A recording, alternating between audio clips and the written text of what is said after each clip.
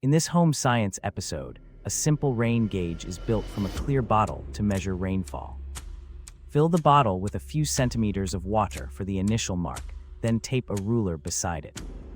After a storm or a light shower, log the new level and convert it to millimeters of rain. The science behind it is that rain collects in the bottle, rising the water level proportional to rainfall depth. Safety tips include using gloves around any sharp edges and supervising children to avoid slipping while outdoors.